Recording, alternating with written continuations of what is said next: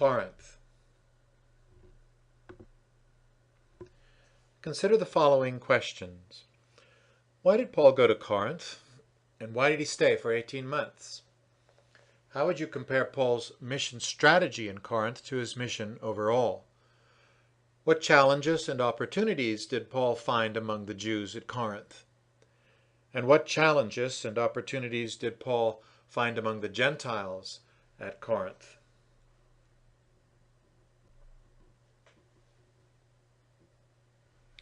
We see a map here of the Roman Empire at the time of Augustus Caesar's death in AD 14. Right in the center of the map almost is the city of Corinth, just to the west of Athens and in the Roman province in Greece of Achaia. To the north is Macedonia. Paul's second missionary journey began by visiting churches that he and Barnabas had established in Galatia on their first missionary journey. His strategy thereafter appears to have been to evangelize the northern provinces of Asia Minor, but the door to Bithynia was closed. Acts 16, verse 7. Through a vision in Troas, Paul was called to go to Macedonia, where he established churches in Philippi, Thessalonica, and Berea, and then he moved south to Achaia, where he entered Athens and Corinth. In Philippi, Paul and Silas were jailed.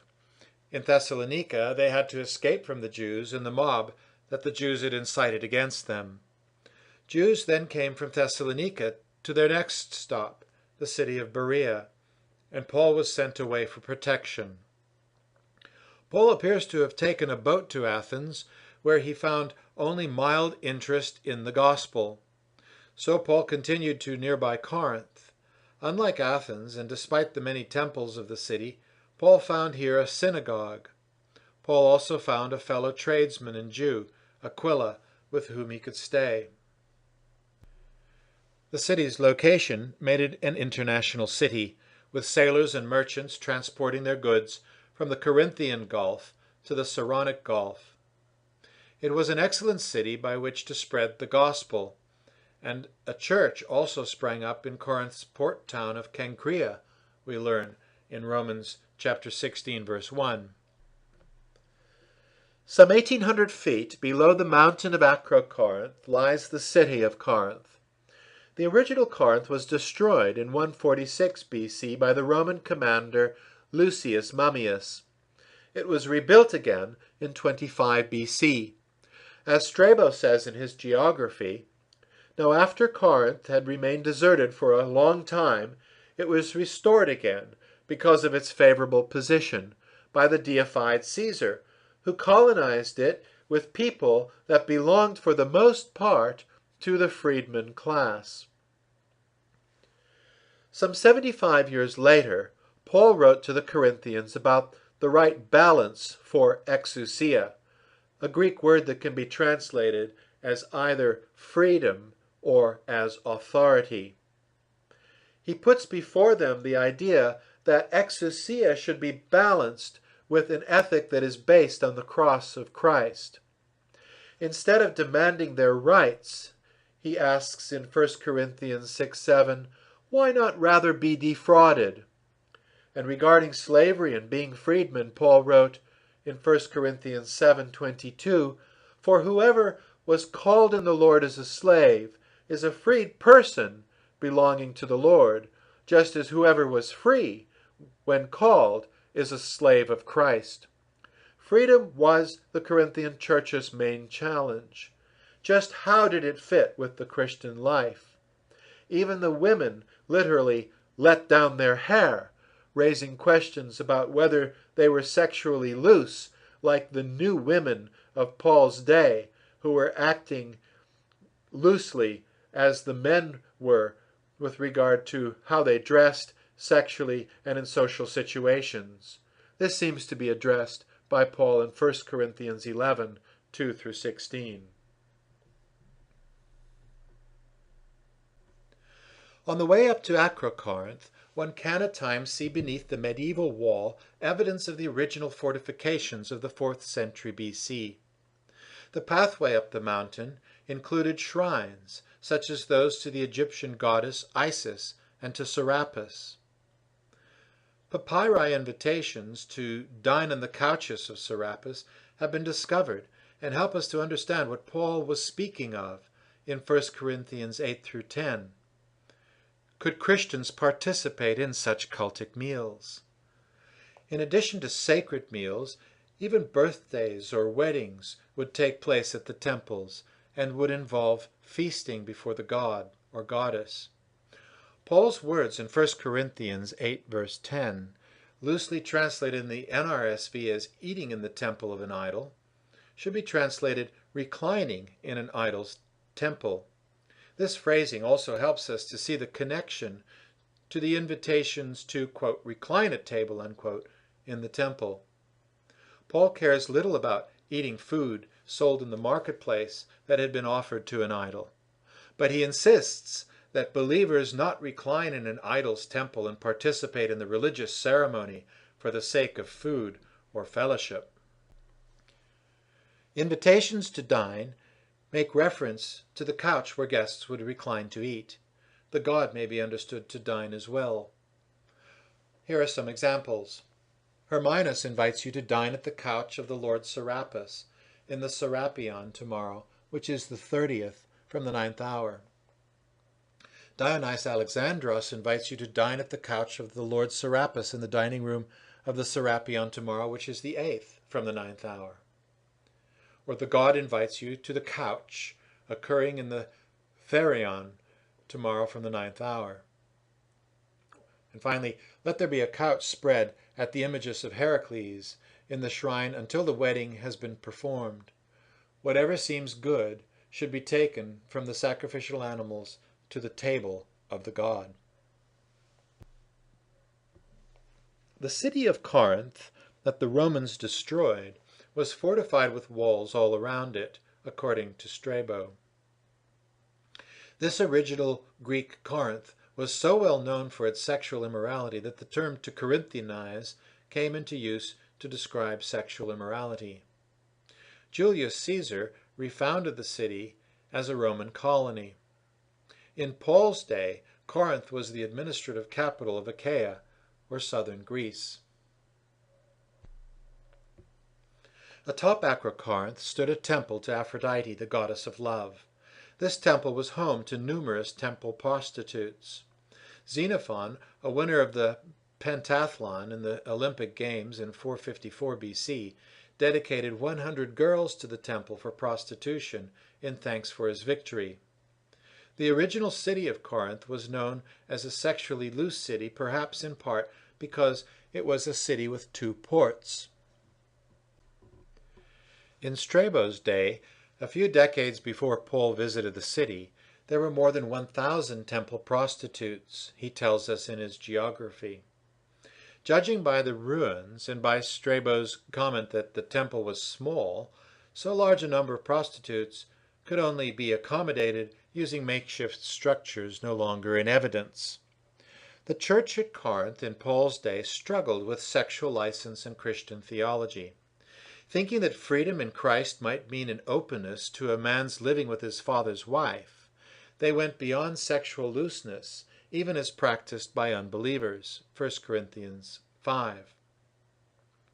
Sophocles' 5th century BC play called Oedipus Rex is about a man traveling from Corinth to Thebes who marries the queen and discovers that she is his unknown mother. The city is punished for such an outrage by the goddess. Perhaps Paul had this play in mind when he addressed the Corinthian church's inclusion among their members of a man living with his father's wife. He said that their sexual immorality was of a kind that is not found even among the pagans, 1 Corinthians 5:1. Moreover, some Corinthian Christians continued to visit prostitutes in the city's temple, we learn in 1 Corinthians 6:12 and following. They must have been of the view that the Christian faith did not touch on ethics for the body. On both matters, Paul confronted their confused thinking in the letter known as 1 Corinthians. Strabo, who died in AD 24, writes in his geography that Corinth was a wealthy city both because of its location and its hosting of the Isthmian Games. Its location on the isthmus meant that it had two harbors, Lycaeum on the north and Cenchrea on the south. Cenchrea was, according to Strabo, a village that lay some 70 stadia away from Corinth. That would be 13 kilometers or 8 miles away.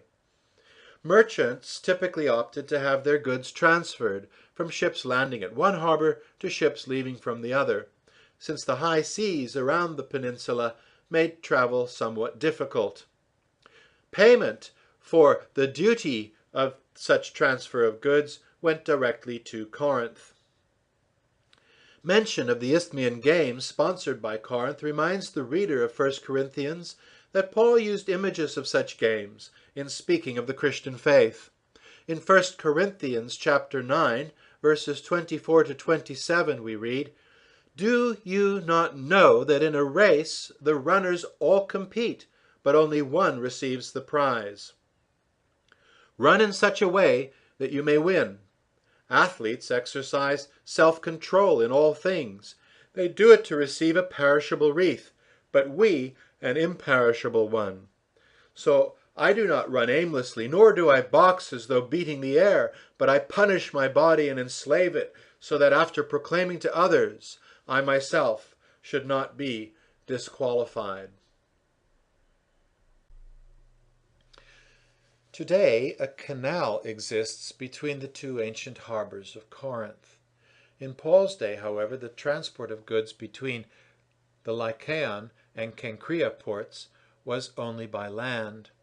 We hear of the latter harbor in the New Testament.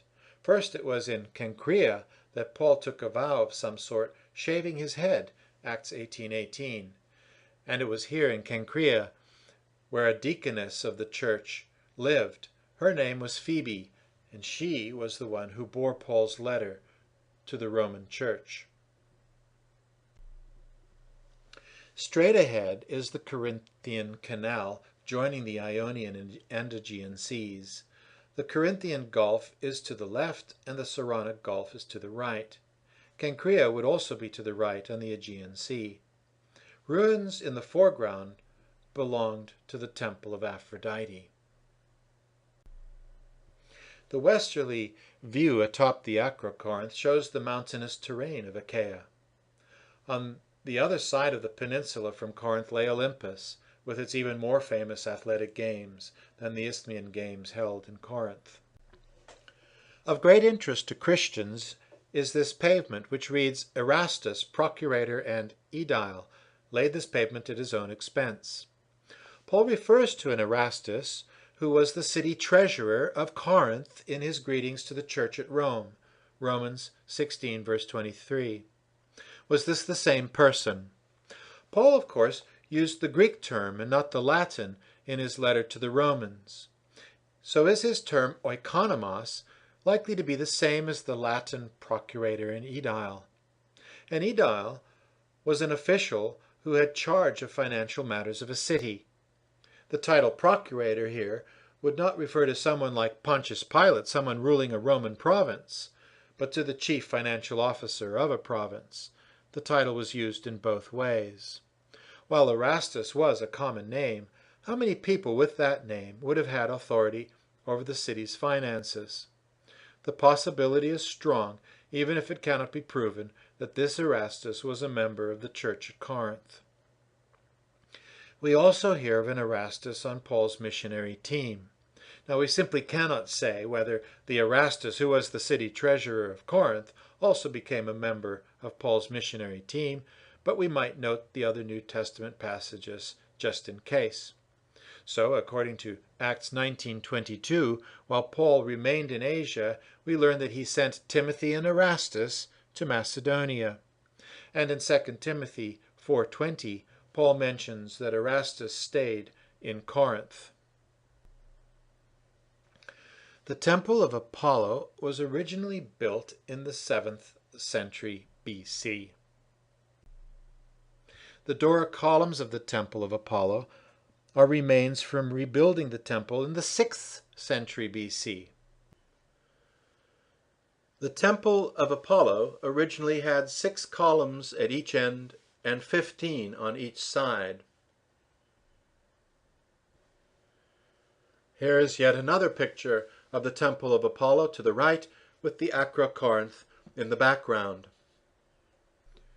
Apollo, twin brother of the goddess Artemis, was the father of Asclepius. Besides the Temple of Apollo, Corinth also had a temple of Asclepius, the god of healing.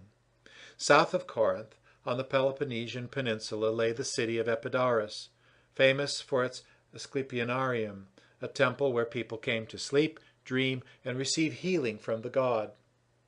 Votives were offered by grateful worshippers who had found healing, and some of these have been found in Corinth as well. Here, and in the next 2 slides, remains of a portion of the Lycaean road can be seen.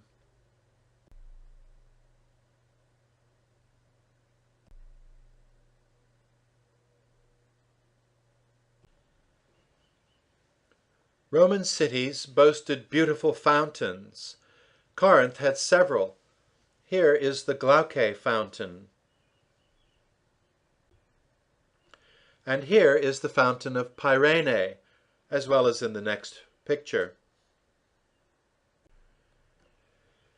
This open area is the marketplace, known in Greek cities as the Agora, or in Roman as the Forum.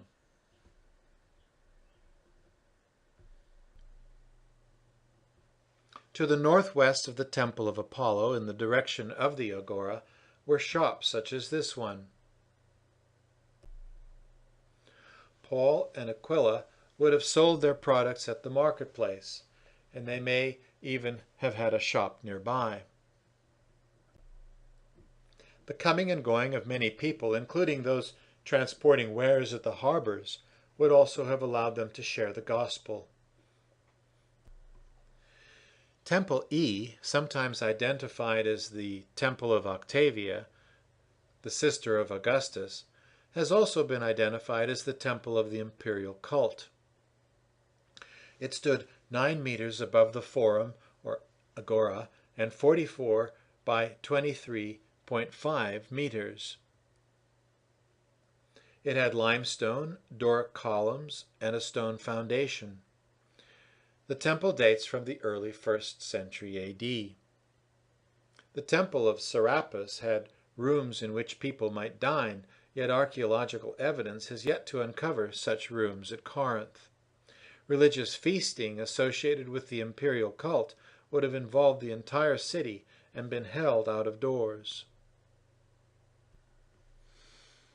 The bema, as it was known in Greek, would also have been called the rostra in Latin. It dated from the mid-1st century A.D. The structure was in the shape of the Greek letter pi. It stood on a rectangular pedestal and was about 15.6 by 7.2 meters. It was used by the proconsul to address people and for public ceremonies. On each side it had an unroofed room with benches on 2 sides. Inside the rostra was the seat for the governor, who, when Paul first went to Corinth, was Gallio. Paul's accusers were Jews of the city, and their charge was that Paul was persuading people to worship God in ways that are contrary to the law. Acts 18, verse 13. Upon hearing their case, Luke tells us, Gallio dismissed the charge as having to do with Jewish, not Roman law. The result was that the Jews seized Sosthenes, an official of the synagogue, and beat him in front of the tribunal. Verse 17. This Sosthenes was co-author with Paul in the letter we call 1 Corinthians, chapter 1, verse 1. Corinth had a small theater, or odeum. The remains of it can be seen here in this picture. The carving offers a partial view of an ancient boat.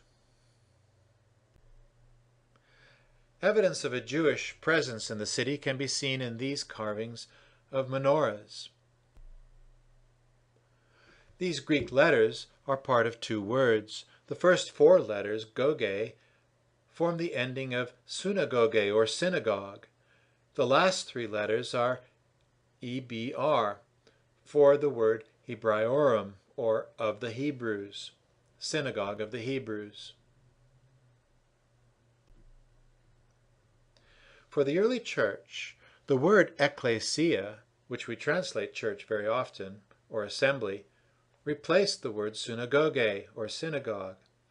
Ecclesia, or church, was a word found frequently in the Hebrew Old Testament for the assembly of God's people. The gospel challenged both Greeks and Jews to find the salvation they needed in Christ Jesus. The church fully replaced any pagan temple, which Paul regarded as idolatrous, 1 Corinthians 8. The church challenged the synagogue to find the fulfillment of God's covenantal promises in Christ. Those who did found that the church was an extension of the synagogue. Those who did not, however, opposed the church as an aberration and threat.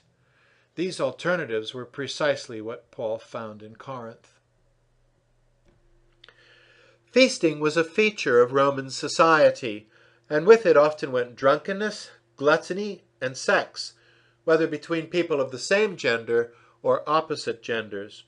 In his Satyricon, the Roman writer Petronius satirizes Roman society.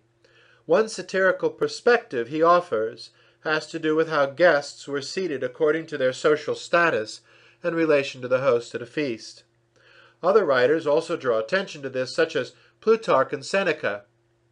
Seneca writes disparagingly about what happened at such a feast. He writes in his Epistle 47, "The wine server has to dress like a woman and to wrestle with his advancing years. He is not permitted to escape from his boyhood, but is continually dragged back to it. His body hair is plucked off and he is kept beardless. He is kept awake all night, dividing his time between his master's drunkenness and his lust." The reference to the servant's boyhood has to do with the practice of pederasty or pedophilia. So in 1 Corinthians chapter 11, verses 17 and following, Paul has to separate such practices from the common meal that Christians partake of. Social distinctions constituted an unworthy eating of the Lord's table, according to Paul.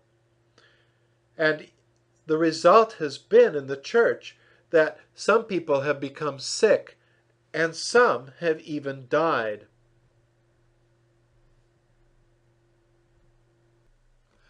According to Acts 18:11, Paul's first visit to Corinth involved an 18-month stay. Sometime after Paul's departure, Apollos arrived in Corinth, Acts 19:1. Other Jews also arrived in Corinth, representing the Jerusalem church and causing Paul untold trouble that led to his writing 2 Corinthians chapters 10 through 13. Peter, too, is associated with Corinth, but not as one of Paul's opponents, 1 Corinthians 1:12. Paul's letters to Corinth were written from Ephesus and from Macedonia. That is, the letters of 1 and 2 Corinthians. We know from these letters that he also wrote some other letters, which we don't have anymore. After writing 2 Corinthians, Paul paid a visit to Corinth once again, a visit not recorded in Acts. From here he wrote to the Romans in about AD 56-57. Of all the cities Paul visited, according to what we know from Acts and his letters, only Troas, Antioch on the Orontes, Corinth, and Ephesus were places he could call home for any length of time, unless we also want to add Caesarea and Rome, places of his imprisonment. Still, his time in places was relatively short compared to modern missions, which places so much emphasis on the place to which a missionary is sent as opposed to the ministry to which the missionary is called. Returning to our guiding questions, we might venture some answers now at this point in the conclusion. First, Paul's call to Macedonia resulted in 3 churches, even though he did not stay there very long. He only moved on, however, because he was asked to leave Philippi, and he was chased out of Thessalonica and Berea. He was not well received in Athens either, but in Corinth he found a place for fruitful ministry. God specifically told him in a vision that nobody would harm him in Corinth. And Gallio did not lock him up, despite Jewish protests. A number of people became believers. He found a new and deep friendship in Aquila and Priscilla, and he was able to support himself in his tent-making work while staying in Corinth. Secondly, Paul's mission strategy in Corinth, as elsewhere, began with the synagogue.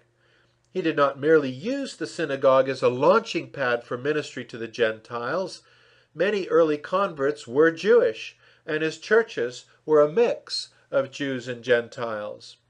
Paul saw his ministry to the Gentiles as a ministry to diaspora Jews as well. Third, Jewish opposition followed Paul in his ministry, but not more so than what he encountered among the Gentiles.